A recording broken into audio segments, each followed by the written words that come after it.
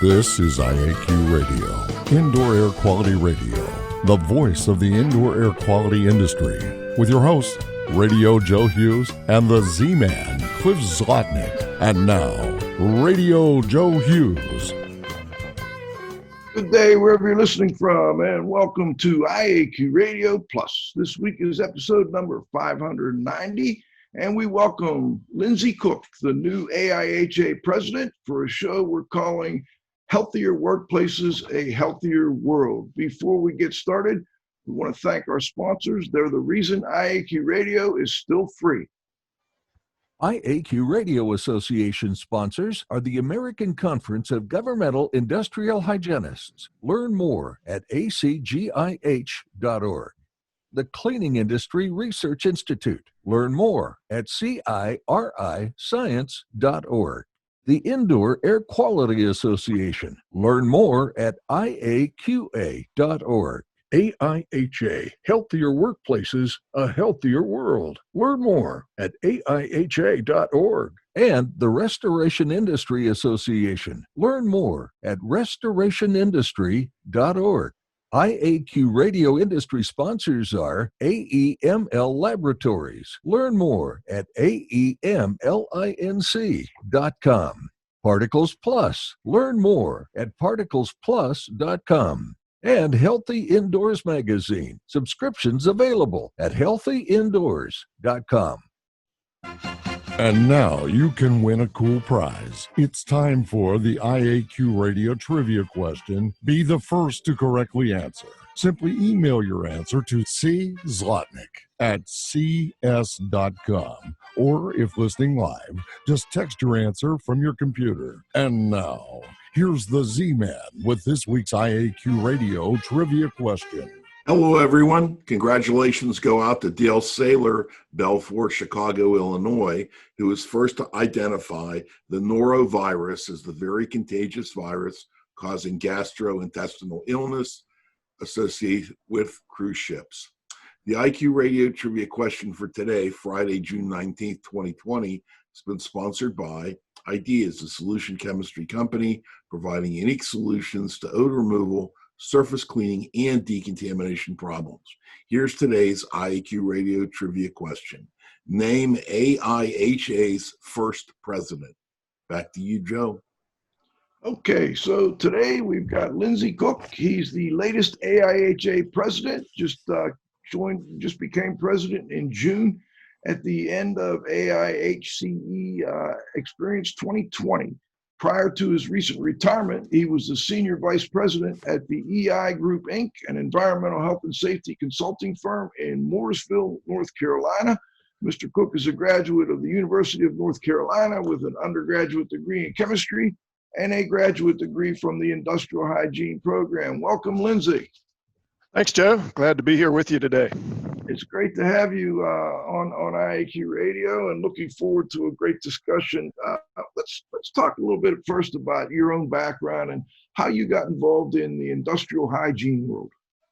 Sure. Well, I've been involved in this business for over 40 years now. It seemed a lot longer looking at it from that end than it does looking back on it. Some days it almost seems like a blink of an eye, but back in those days, folks really didn't start out with a plan to become an industrial hygienist. They kind of found it somewhere along the way, and I was no different. I had an undergraduate degree in chemistry, and that was back in the mid-'70s. That some of you may remember the oil shocks at the time. Wasn't a whole lot of job prospects for chemists at that point, so I did a lot of things, construction work, shoveled asphalt. Got to thinking I probably need to do something else, and was talking to the Office of State Personnel here in North Carolina. He said, Lindsay, I got two jobs for you. Might be good options. One is a chemical analyst with the State Bureau of Investigation. It's a lab job, but we're going to have to give you a gun and a badge, and you're going to be an agent because sometimes our expert witnesses at court run into some intimidating folks outside the courthouse. And the other one is this new thing over in the health department called Industrial Hygiene Engineer. So I wasn't too keen on being an SBI agent at that point. Little did I know I was passing up a potential opportunity to be a TV star as a CSI investigator down the road. But I went over to the health department and took the job as an IH, and have never looked back. I mean, it was a great opportunity to get started in this field. And this was North Carolina has a good graduate school of industrial hygiene. Is that where you kind of got your feet wet in the whole IH world? Well, as I said, I had my basic sciences background when I started, and did some on-the-job training, if you will, fundamentals courses and short courses and those kinds of things to kind of get my feet wet. As a Department of Labor industrial hygienist, there's some specific courses you have to attend before you can become a compliance officer. But after 3 years or so of that work, I said, this looks pretty good. Probably need to get some more education. So at that point, I went back to graduate school, and it was in the School of Public Health, Environmental Sciences and Engineering, and the program was entitled Air and Industrial Hygiene. So it was a year and a half of graduate study before I got my master's, and then got back into the industrial hygiene arena. I see. Okay. And now let's talk a little bit about your experience at AIHA. You've been, volunteering for the organization for a long time. I guess during that period of time, you kind of decided to get more involved in the leadership. Can you tell people a little bit about what happened there and how you ended up becoming president of AIHA? Sure. It's been an interesting journey. I found early on advice I got from mentors and others that a good way to learn more about what we're involved in is to get involved in some of the committee work. I started out on the Personal Protective Devices Committee back in the early 80s and participated in a number of activities. Probably my greatest activity was involvement with the AIHA ANSI Z9 Ventilation Committee. I was on that for probably 20 years, actually chaired it. Don't know if you're familiar with that or not, but we put out a lot of ANSI Z standards, Z9.5 laboratory ventilation, 9.2 fundamentals, a lot of work in the ventilation arena. So I've tried to stay involved in the technical aspects of what the association is doing. And towards the end of the 90s, I was asked to join the board of AIHA, and I did that. I served on the board from 99 to 2001, I believe it was. And it took a little hiatus at that point, and I think it was, I forget the year, 2013 or something like that. They called me back and asked if I would like to run for treasurer. I did that, and then progressed into the role of vice president, which is a 4-year track, vice president, president-elect, president, and past president. And I'm just in my 3rd year now as president of the association. So it's been a gradual evolution. And I found it to be rewarding and worthwhile. You get to know and meet a lot of interesting folks and good opportunities for discussion, as well as an opportunity to give back to the association. So it's like a 4-year term, but you start out as the president-elect, and then you're actually president for a year and then past president. So during that term, what are your main goals for the organization? Do you come in with like, here's what I'd like to see us accomplish during this period of time where I'm, becoming president, and past president? Well, as you can imagine, with 1 year, you can't expect to make a lot of impact or change on an organization. And one of my goals is to continue on with a lot of the programs that presidents before me and our board have embarked on. As I said, I was treasurer, and then this 4-year term, so I'm 6 years in this time around. I've got a fair history of what we've been doing as an association. One of my goals as president is to expand on our association with similar groups, our affiliates, other groups like ASSP, ACGIH, our friends in Occupational Environmental Medicine, Biological Safety Association, NIOSH, to see how we can work together to leverage our impact. clearly, COVID-19 has thrown a wrench in everybody's works these days, so we're all facing a lot of change in that arena. But I was in a conversation the other day, and I really, in my 40 plus years of industrial hygiene, can't recall a single event that has done more to shine the spotlight on our profession than what we've been experiencing for the last couple of months. Yeah. We've introduced some new partnerships with our Back to Work Safely program, the American Dental Association, American Hospital Association, and of interest to some of your listeners might be the fact that we are at this point exploring a joint task force with the Restoration Industry Association and IICRC. As you know, many of our members have experience in respiratory protection, disinfection protocols, and a number of those other issues. So, we're looking forward to an effective partnership there as well. So that's really my primary goal at this point, how we can work together to further the profession. That's fascinating. I did not know that.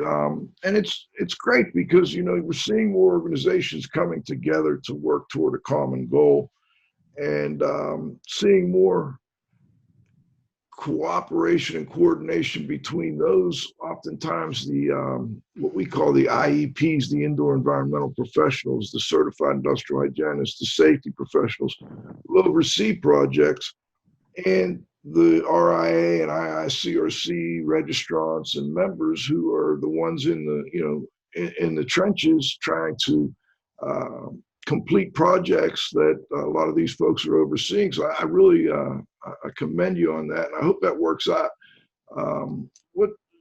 Well, I don't want to go too far into that because I'm sure you're just kind of getting started on it, but that's a great thing to hear.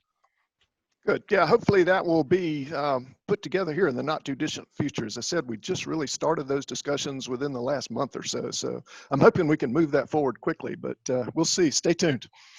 We'll definitely follow up on that. I also wanted to just quickly follow up on the ventilation. You were a big part of that ventilation work that AIHA has done over the years. And I am a little bit familiar with it because our old technical director, Dr. Dietrich Weil, always spoke very highly of the AIHA's ventilation program and how, the work they did with lab safety and ventilation.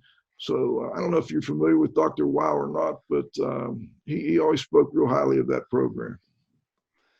Yes, I think they've made a lot of contribution to improvements in not only laboratory ventilation, but a lot of the other concepts in ventilation. In fact, talking about working together, we had a lot of members of our group that were also members of the ACGIH, Industrial Ventilation Committee. So there was a lot of cross-pollination on ideas and topics. I'd like to think that we made a reasonable contribution to the growth and expansion of industrial ventilation over the years. Absolutely. Have you worked much with ASHRAE, or are you talking to them much about the cooperation and coordination? We have discussions with them. I can't, off the top of my head, think of specific projects. I know that we have a lot of ASHRAE members who are members of our committees and work groups that are developing documents. We get input from them on a regular basis. We have interaction at each other's meetings and those kinds of things. But they are a key component of the allied associations that we need to be working with and communicating with. This is just so rewarding for Cliff and I to see this all coming together. We've been advocating for this for 13 years. We've been doing this show, and we had the RIA and IICRC leadership on a couple of weeks back, and great to see all these organizations working together. I know IAQA has been working with AIHA on some things. There was they had an allied industries group that I think you're a part of as well. So great to see, and I really look forward to hearing more in the future. One of the other things you mentioned that wasn't on my list to talk about, but it just came, it seems to me a lot of times when we work with certified industrial hygienists and people with the AIHA background, it's almost like a brotherhood with the certified safety professionals. I noticed you've got your CIHA and your certified safety professional, and a lot of industrial hygiene folks do that as well. Um, what what does that mean to you as far as, having both the CIH and the CSP? I just, like I say, I see it all the time, so I assume it must have helped you in your career as a consultant. Oh, it certainly has. It has broadened the range of topics that I'm involved in, both as a consultant and as an EHS manager. It's been interesting to watch the evolution of the profession over the last 40 plus years. When I first started out, I really was an industrial hygienist. We went in plants. I can still remember, the first industrial plant I went in with concrete floors and big punch presses, high ceilings, carts, and people moving around left and right. It was fascinating. And I still enjoy that part of the profession, being able to get out and see how things are made, how people have to earn a living, some of the risks that they face. But at that point, IH and safety were two separate disciplines. We were actually in two separate departments of the state of North Carolina. But as we got into the 80s, we started to see health and safety kind of merge together with the advent of RECRA and some of the other environmental concerns. We started to see EHS. Computers showed up on desktops.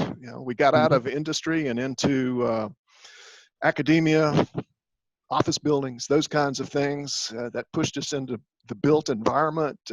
We started to see asbestos, and then in the 90s, we're talking about dampness, moldy buildings. So the profession has continued to evolve, and I think a lot of the folks that have been successful have tried to broaden their knowledge to be able to discuss and deal with many of these issues that we face. Even today, the profession continues to change. We're talking about total worker health, stresses that the employee, the worker may experience, whether they're on the job or somewhere else. We talk about the psychological element of work, whether it's just simple placement of controls for effectiveness or stress over an argument with a supervisor or a spouse that gets brought into the workplace. The profession continues to evolve and grow. And I think that's one of the beauties of this profession that I'm involved in, is you can go in so many different directions. At this point, it's hard to become, proficient in every particular aspect of what we do. But there's certainly any number of directions that you can choose to move your career if you find something that's of interest. Well, and as you mentioned, now with the COVID-19, you're involved with infection control more than probably you ever were, and working more with hospitals, and now with people trying to go back to work, you're looking at how do we protect those workers from both the health and safety issues they faced before they left, and now this added health and safety issue of health issue of infectious, COVID-19. So it's probably been a very challenging time for the certified industrial hygienist. What are you hearing out there from them as far as, a lot of businesses were shut down, and a lot of your membership works for companies. They're employed by a steel maker or a chemical plant, or maybe a pharmaceutical plant. Are a lot of them out of work at this point, or have they been able to continue because they're essential workers? What are you hearing from them?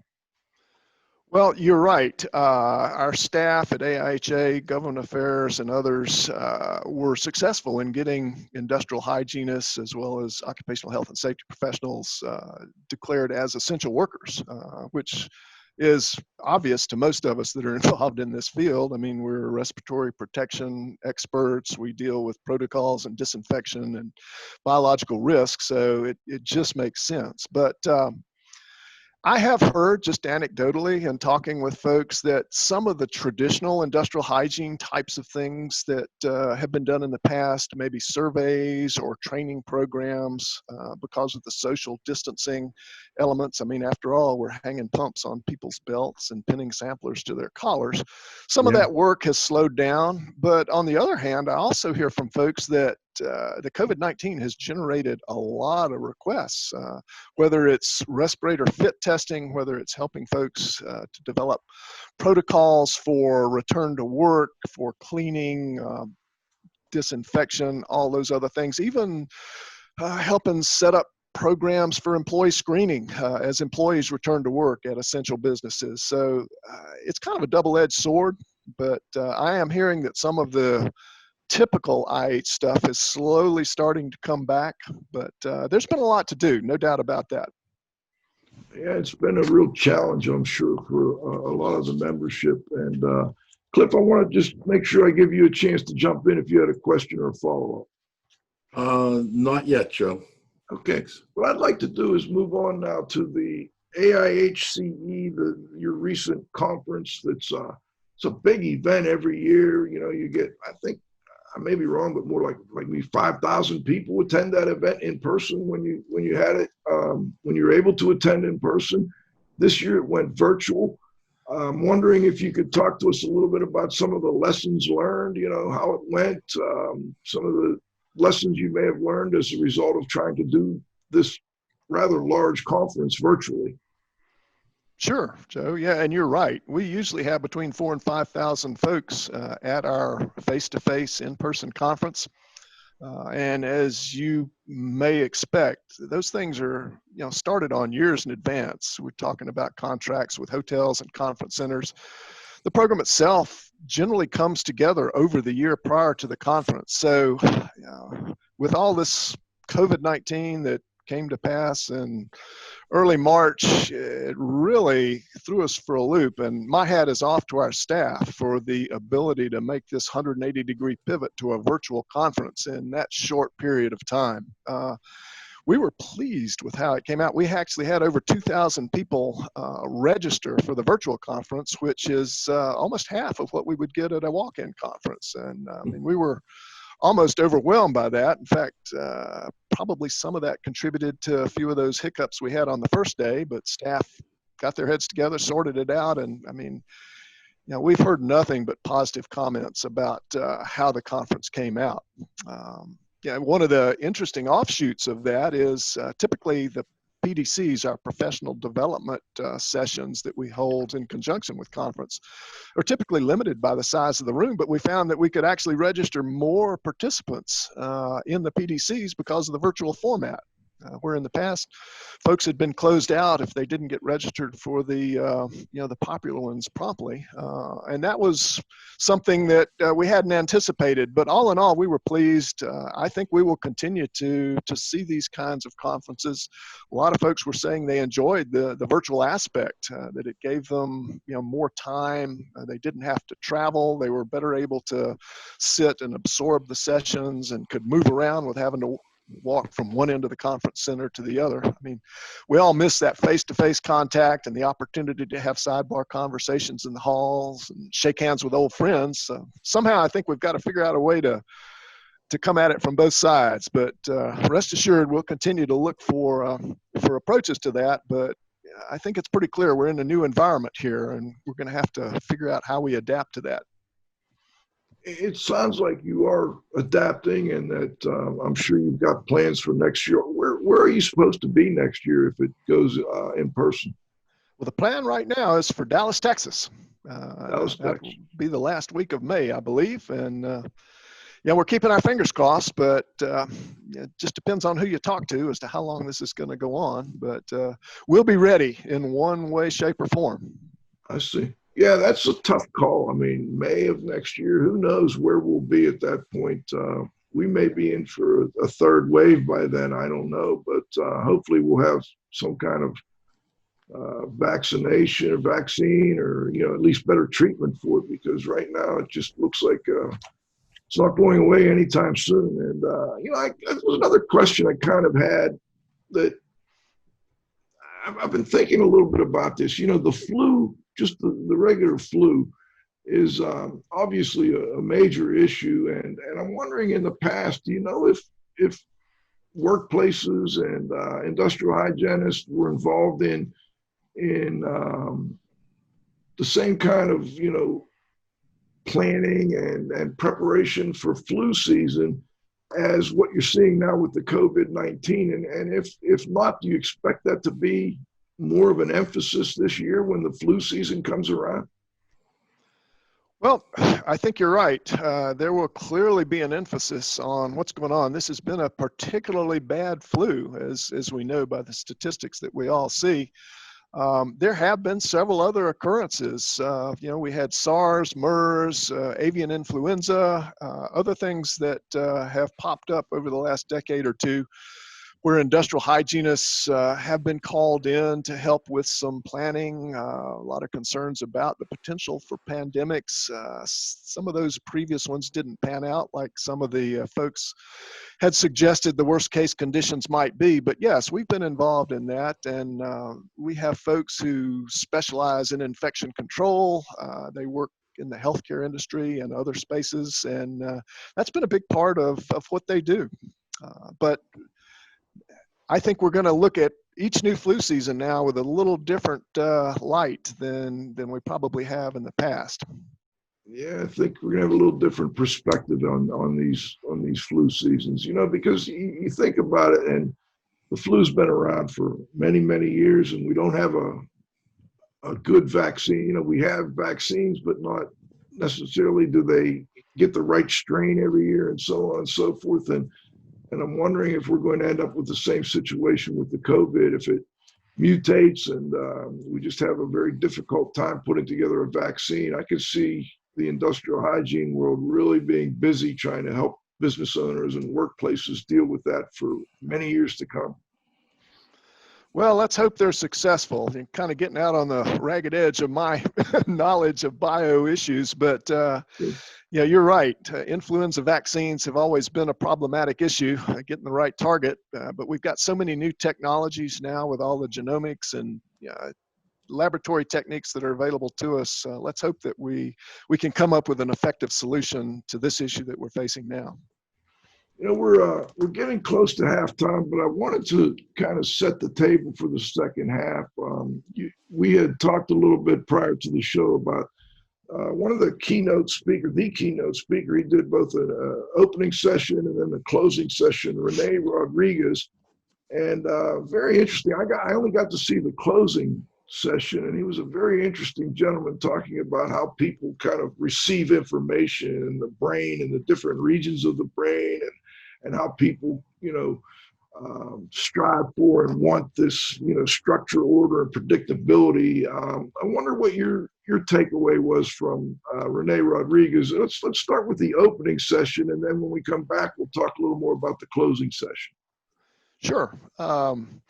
Yeah, I found Rene to be very thought-provoking, and I'll have to second what I said earlier. It was a whole lot easier to pay attention and try and absorb and take notes sitting here in front of my computer than sitting in a large lecture hall. But in the opening session, he talked about the courage scale, which I don't believe is actually his development. He referenced another author that probably had developed that. And in a nutshell, that's basically where we operate. I mean, we can be on the low end of that scale with things like guilt, apathy, fear, anger, and then we get to courage, which is kind of the middle point. And then up on the upper end of the scale, we've got things like openness, willingness, reason, those kinds of things. And there was a rating as to the amount of energy that are encompassed in these emotions. And he said, he draws the line at courage. Anything below that line tends to be taking energy from the group, whether it's your personal situation or business situation. But if you're above the line, you're actually adding energy to the group, positive energy, if you will. And his theme was working above the line, whether you're communicating in business. We all know what happens if we are dealing with an angry employee. It may be better than an apathetic employee, because at least the angry employee has a side or a point of view.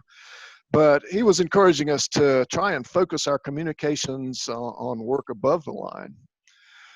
And then he got into, in the closing session, the neurological basis and tactics that we could use as leaders. He talked a little bit, as you said, about the regions of the brain, that lower part of the brain where things just happen. Our heartbeat, our breathing, that's where the fight or flight response kicks in, versus the higher regions, the neocortex, where rationale, decision making, logical analysis take place. Typically, we make better decisions when we're working up in that upper region.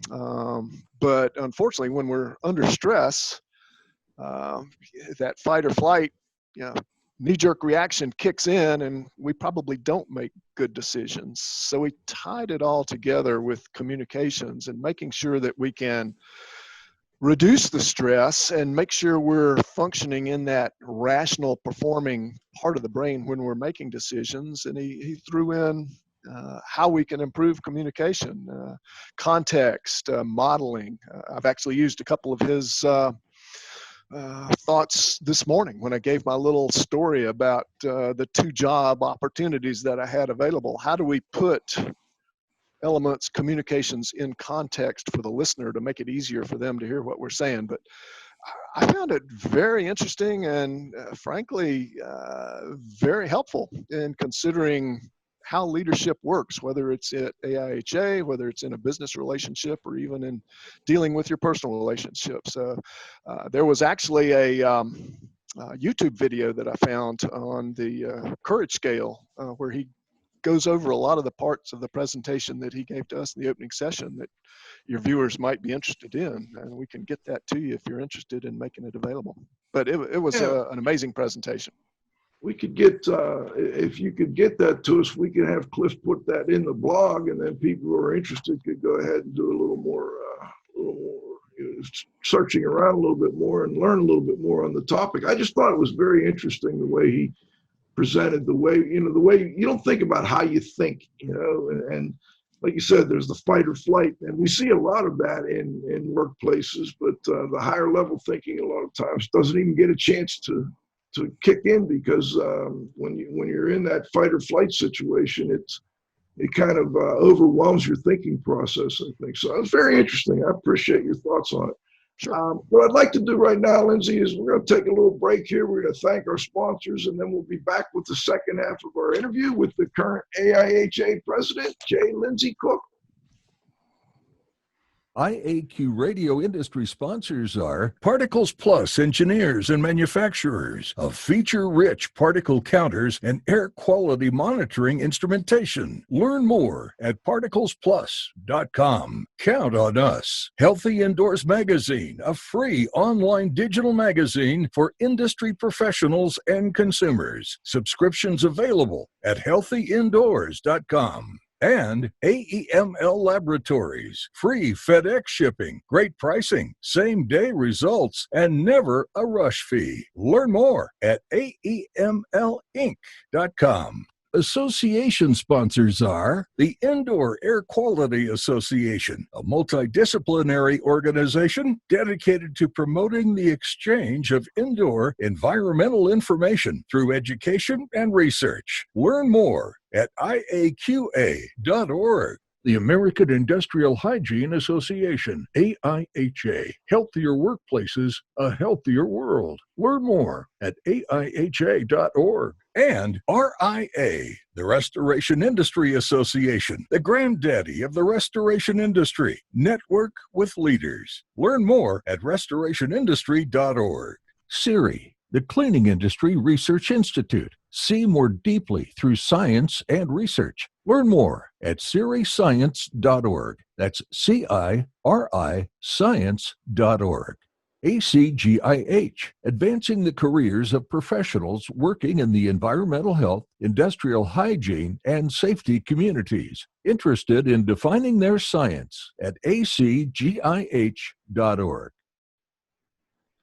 Okay, we're back for the second half of our interview. We've got Larry Cook here, the current AIHA president. And, another thing that occurred since we had Larry Sloan on, I guess it's been about 3 weeks now, maybe 4. And he gave us a little tease on the rebranding effort that's going on right now. And now we're able to use the new tagline, healthier workplaces, a healthier world. And I've been on the Catalyst, which is kind of the membership's listserv where they, ask and answer questions and so on. And it seems like there was a little, when you change, anytime you change something as big as the branding of an organization, and I think some people thought the name had changed when maybe it hadn't, and there was a little bit of give and take on that. I wonder if you could talk to listeners a little bit about, kind of the new branding for AIHA. Sure. First off, this is not a name change. We are still AIHA. We haven't changed our mission or vision statement. As you said, a world where all workers are healthy and safe. This is really a communications plan. We've changed our logo. Some of you may have seen it. We kind of tried to model a continuous improvement philosophy that you may be familiar with from some of our risk management and ISO-based approaches, the plan, do, check, act approach. It's interesting. We were approached, I believe it was back in 2016 by OSHA to see if there was anything we could do to help with the pipeline for new people entering occupational health and safety as a profession. And we put together a strategy to try and come up with a plan. It's all about communications. We probably involved over 2,000 people in focus groups and other venues to help us with this, seeing what worked, what didn't. But it's all about communicating with folks that aren't like us. We're industrial hygienists. We're always going to be industrial hygienists. It'll be a part of our lexicon. I mean, our books, Patty's Industrial Hygiene, is not going anywhere. Our I Am IH campaign is clearly front and center. But we find that, as I was talking earlier about the evolution of our profession, people are calling themselves different things. Maybe industrial hygienist, maybe occupational hygienist, it may be environmental health and safety professional. And we're trying to tie into that. Give you a little story from my background. Early on, probably very few folks outside my immediate family actually knew what industrial hygiene was. And even to this day, if I'm talking to somebody and they ask me, even at the doctor's office, what do you do? Well, I'm an industrial hygienist. You can kind of read their eyes and they're saying, well, okay, maybe, but I think I'm going to move on. So I kind of developed a little 10-second speech. I'm an occupational health and safety professional. We help people deal with risks that may occur in the workplace from things like dusts, chemicals, and noise. And you can kind of see their recognition, and you can gauge their body language. If they want to know more, I can expand, or I feel like they've got a reasonable understanding of what I do. And I think we've all done that to some respect. Many of the programs that students are graduating from these days, have different titles: environmental health and safety, occupational health and safety. And we need to be able to communicate with those folks in terms that they understand. And as I said, industrial hygiene is one element. The profession has broadened into a number of areas. Many of us have our CSPs, certified professional ergonomist, a lot of multiple credential folks in our business these days. So our goal is to kind of refresh how we communicate with people in the hopes that we can make a connection with STEM students, with others with a science-based background that may have an interest in pursuing this profession, but may not know exactly what it is that we do and the opportunities that are out there for them. So now we're still AIHA, we're still industrial hygienists, but we need to find out how to communicate with these new young folks that are going to be moving into our jobs in the next decade or two. So that's really what it's all about. And we've received a lot of positive comments, hundreds in fact. There probably was a little miscommunication. Anytime someone hears a new communication tool, or maybe the implication was name change, we get some pushback on that, but that is not what this is about. You mentioned, and I've heard myself in being around that there's concern about who's going to be coming up in the pipeline, and that's been around for 10 years at least, maybe more. Are you seeing any movement there, or are more people getting involved in the industrial hygiene programs in the colleges around the country? Are they for a long time, they were dropping industrial hygiene in at least some of the universities. What kind of progress is being made? Well, I would agree with your assessment that pure industrial hygiene programs may not be as robust as or as common as they were in academia 20, 30 years ago, but we are seeing growth in other programs. I mean, we're seeing it move from the graduate level training to the undergraduate level. We're seeing health, safety, environmental, these other issues that we talked about earlier being rolled in. So nowadays we're seeing undergraduates with specialties in environmental health and safety or occupational health and safety being available for the workforce. So one of our challenges is to get these folks' attention and convince them what a great angle industrial hygiene is on a career and what a potential future it holds for you and your career.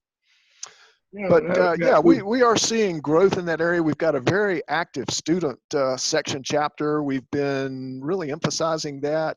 We had active student chapters years ago. It slowed down a little bit, but there's been a real effort to reinvigorate those groups at the universities within these educational programs to get students' attention and to get them involved in AIHA while they're still students. And I think that's bearing fruit. It's going to take some time, but I'm hopeful. That's not something that will happen overnight.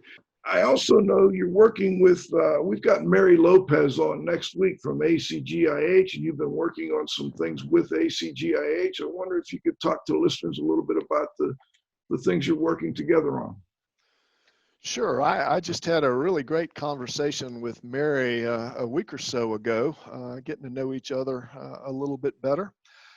We also just completed our joint leadership meeting once a year, typically at conference where we're face-to-face. The leadership, both the volunteer and staff leadership for the two organizations sits down to kind of talk about what's going on, how are we working together, are there other opportunities out there, and we had a good call. Obviously, we work together on the conference. ACGIH is a big part of what we do. They have a lot of presenters and help us with our technical programs. One thing some of your listeners may not know is that our journal, the Journal of Occupational Environmental Health, is a joint effort between AIHA and ACGIH. And there's actually a board of directors for the journal that's comprised of members from both organizations. We've got a couple of other things going on. There is some work on ventilation that's been driven by this COVID issue. Their industrial ventilation committee is working on ventilation issues around COVID and disinfection for the industrial environment. And our indoor environmental quality committee is kind of following a similar track in the non-industrial environment. So that's an area where we're staying in touch.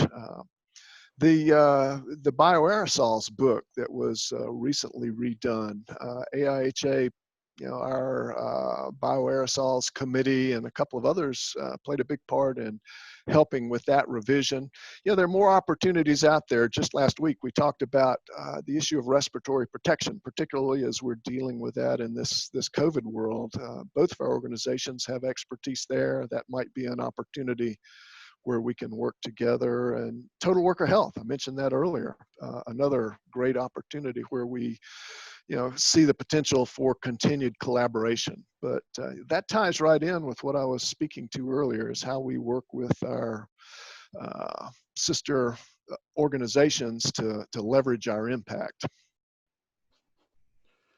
Yeah, you were also a part of several committees and the Indoor Environmental Quality Task Force. You've got a wide range of experience in the industry as well. You've dealt with all kinds of IH issues. It was interesting, to talk to you about. You kind of, I guess you were in charge of facilities for a biomedical research lab, and you've been around quite a bit. You've done a lot of interesting things. In your experiences, is indoor environmental quality and those types of issues, is that becoming something that facility managers and owners are more aware of and that they're more concerned about than they had been maybe in the past? You're exactly right.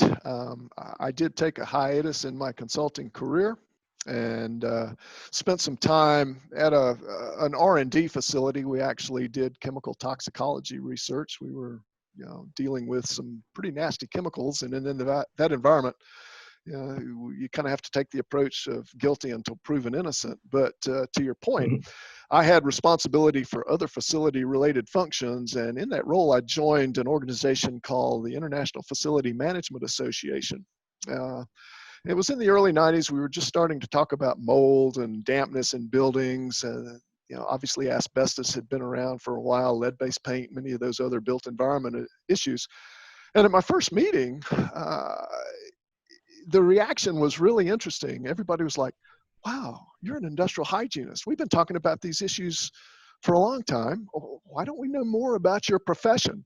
So I think a lot of those built environment issues that we've been facing have really driven facility managers to get more involved and learn more about these issues that affect workers. Really, the indoor air quality movement and dampness and mold in buildings have been the two key drivers of that discussion. So to your point, yes, I think they have over the last 10 or 20 years become much more involved in these kinds of concerns. I've got one other question before we go to what we call a roundup, and I'm hoping we can bring Larry Sloan on. I also have a text question, but I think I'll bring that up in the roundup. You've been around, like I said, you've been involved in numerous aspects dealing with health and safety and industrial hygiene. What do you see as kind of emerging topics that people should keep an eye out on? Well, clearly, we're in this, and I hate to use the term almost, but this knee-jerk reaction to COVID that's been forced upon us. As we spoke earlier, I think this is going to continue to drive a lot of the issues, the decisions, and the directions that we take for the foreseeable future. The other one that I'm excited about is that concept of total worker health. It kind of ties into our new tagline, healthier workplaces, a healthier world. All of those things that come together to impact the worker and his health status, whether it's, the classic stressors of chemical, physical, biological, or, the other things, the psychological elements of work, long-term public health issues that may come into play. I really think that's where the leading edge of the profession is going to be moving. We're going to look at it in a more holistic light, I think. Tell you what, John, let's go to the roundup and see if we can get Larry on.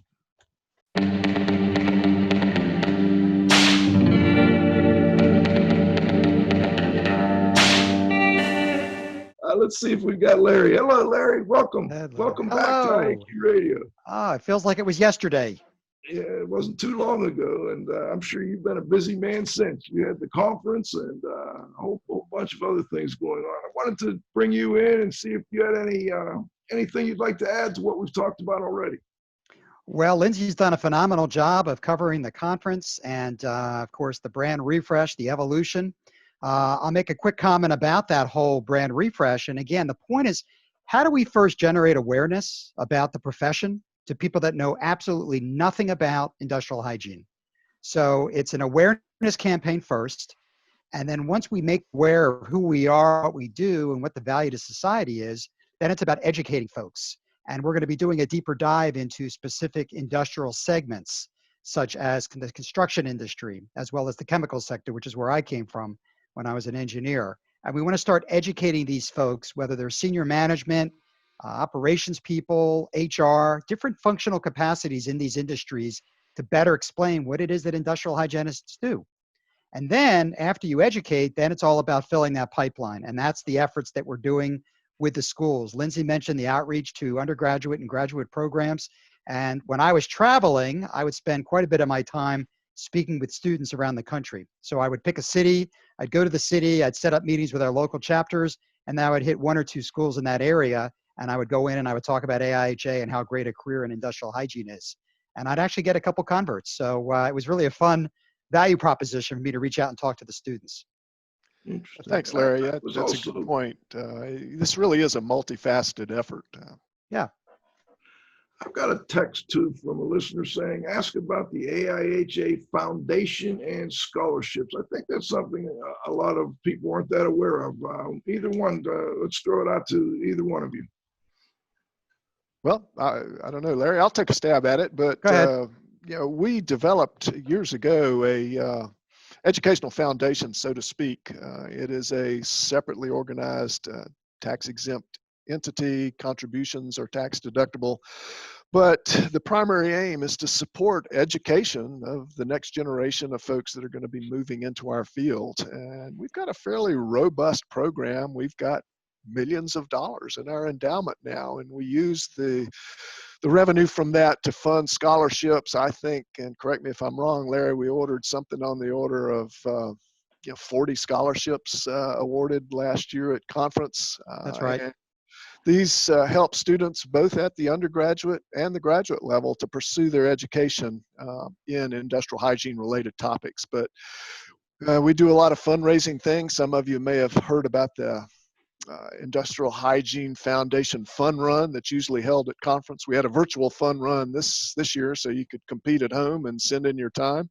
That raises money, but really most of the funds come through donations from corporate sponsors as well as individual members of our profession who want to give back. Interesting. And Cliff, I want to make sure I gave you a chance if you had a final question for either Larry or Lindsay. Thanks, Joe. Not so much a question, but more a suggestion. Because you have money in the foundation, because you're already working with undergraduate college students, I'm wondering if you ever thought about impacting these kids when they were still in grade school, when they first start taking science.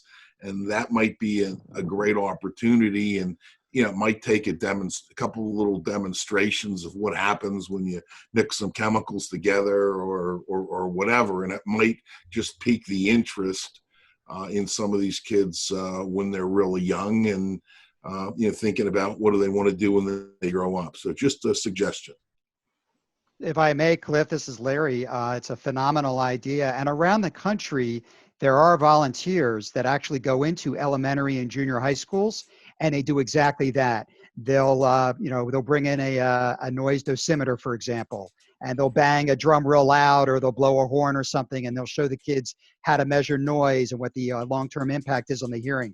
So as we develop more robust programs to educate students of all ages, we actually have a plan to go after first the upper elementary school, the middle school, the high school, because you're right, we've got to get these folks aware of the fact that occupational health is a thing. And by the way, you can make a very nice career out of it and really take your career in a lot of different directions. So it's a great point. Oh, thank you. Cool. Yeah, if I could step in there, I mentioned earlier our I Am IH campaign. We actually have a little competition going among the regions as to who can do the most presentations in various and sundry venues, whether it's at schools, science fairs, or what have you. We also have folks who are participating in the Safety Matters program, which was a NIOSH effort that we've partnered with them on.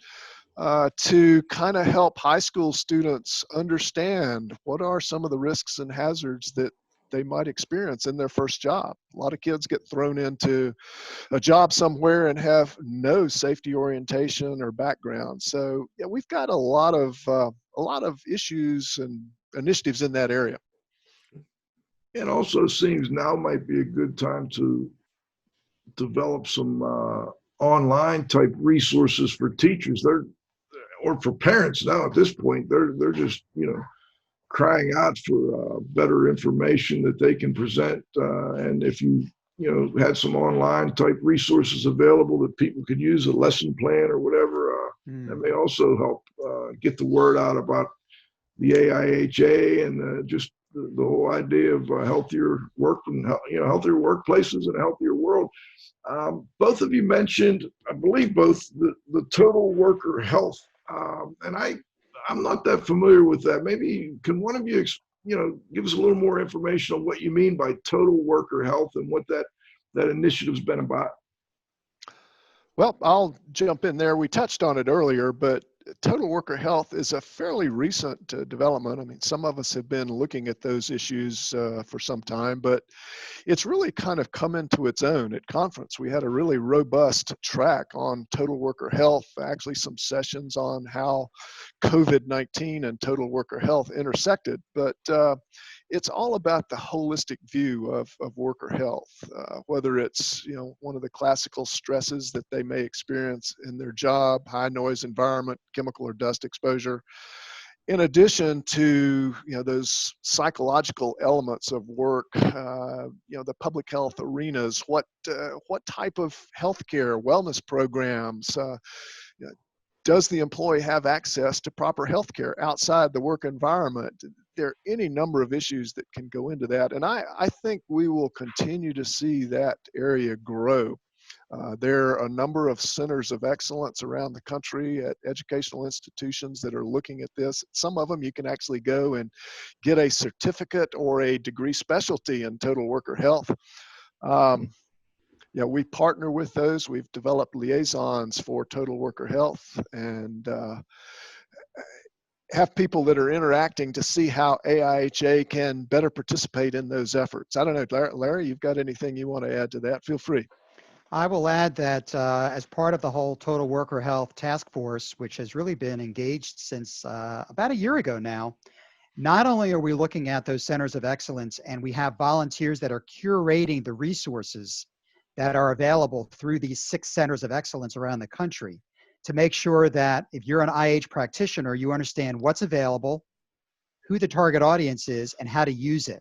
And the other part of this piece that I think we're getting towards, as Lindsay knows very well, is if you're an IH professional, you are one of a series of stakeholders. And so how do you communicate with other people that are in the total worker health chain of excellence, if you will? That's my little terminology. How do you communicate with the occupational physician or the nurse, whether they're a corporate or maybe they're at a clinic around the corner? How do you communicate with somebody's primary care physician if need be? So to help the industrial hygienist better understand their role in communicating with other stakeholders in the total worker health paradigm is really important for the profession. You know, I keep hearing over and over communication. I think that's really been a point of emphasis for both of you. I think it's an important one because, you know, I've worked a lot with industrial hygienists over the years, and some are pretty good at communication. Others, you know, they could use a little work in that arena. But, you know, I think it's something that I'm glad to see you're putting a big focus on that. I know recently you also, over the last, I guess, maybe 5-10 years now, have focused on ethics and making sure that industrial hygienists have to have continuing education in ethics. And I can see why, because I would imagine a lot of times people get pulled, you know, because they may be working for a large company and then they've got employees on the other side that are going, well, what the company's doing to us is not right, and they might get stuck in the middle. I wonder if either of you could comment on that. Well, I'll jump in. Ethics has been a big part of our profession for a number of years. We have a professional code of ethics for practitioners. A lot of that effort is managed by what used to be ABIH, the American Board of Industrial Hygiene, the credentialing body that provides the CIH designation. They're now going by the parent acronym of Board for Global Credentialing, and they've offered some other certifications within that. But you're right, they have instituted an ethics requirement to be recertified, to renew your CIH, if you will. And AIHA has been involved in developing and presenting a lot of those ethics programs, either face-to-face training, online training, or, you know, written materials. In the Synergist, we have a pretty regular column on ethics where a dilemma is presented, and, you know, folks can write in with their solutions, and it's discussed in greater detail in a later issue. So there are a lot of initiatives in that arena, and we continue to look for more ways to make that a core element of our practice. And before we go, let's start with you, Larry. Anything you'd like to add that maybe we missed, or just you'd like to reemphasize for listeners? I think my parting words are that we keep hearing this term black swan event, but, you know, the whole COVID pandemic has created this incredible opportunity for the profession and the association to really step up. And I'm just so proud of the whole Back to Work Safely initiative that we started literally 6 weeks ago. Lindsay and former President Kathy Murphy and I were on a phone call, and within 10 minutes, we crafted a strategy as to how we were going to address this.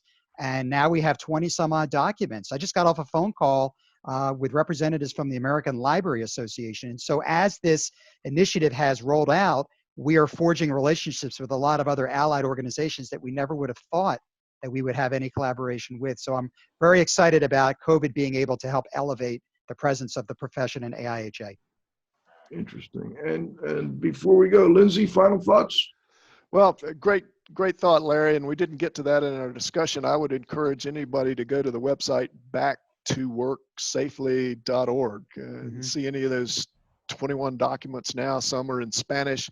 We've had over 1 million downloads of those in the last 5 weeks. So, just an incredible effort. And I think that kind of leads me into my closing comment is flexibility is what we're all about. How do we respond and deal with emerging situations and, kind of keep our focus on our mission and core values. But that will continue to be an emphasis for us. And hopefully we've got our eyes on the ball. So thanks, Joe. It's been great being with you. I hope I haven't bent your ear too much, but it's been fun.